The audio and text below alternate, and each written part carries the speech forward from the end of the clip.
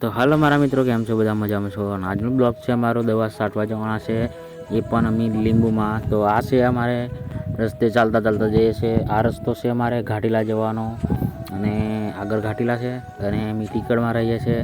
તો જોતા રહેજો અમારા બ્લોગમાં, આગળ કન્ટિન્યુ તમને બધું બતાવું છું મિત્રો, કેમ કે અમે નવા નવા બ્લોગ બનાવીએ છીએ.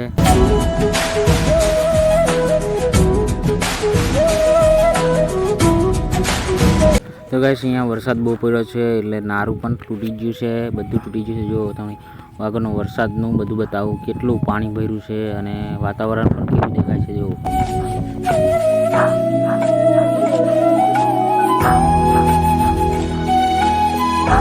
તો ગાઈસ, જોયું ને કેટલો બધો વરસાદ અહીંયા પડ્યો છે.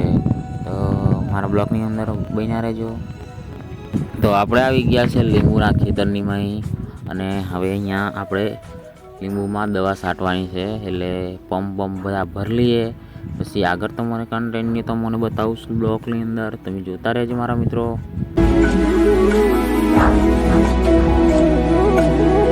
તો ગાઈસ, આપણે આવી ગયા છે લીંબુની અંદર દવા છાંટવા, અને દવા છાંટવાનું ચાલુ કરી દીધું છે.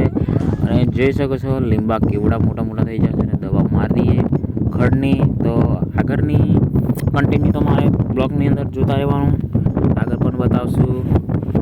તો નવા હોય તો લાઈક કરવાનું ભૂલતા નહીં મિત્રો, અને મારી ચેનલને સબસ્ક્રાઈબ કરવાનું ભૂલતા નહીં મિત્રો. જો તો લીંબા કેવા પડ્યા છે, દેખો બહુ લીંબા પડી ગયા છે વરસાદના હિસાબે. વેનવાના પણ છે. તો કન્ટિન્યુ આજનો બ્લોગ અહીંયા સુધી પૂરો કરીએ છીએ મિત્રો. તો જોતા રહેજો અમારા બ્લોગની અંદર.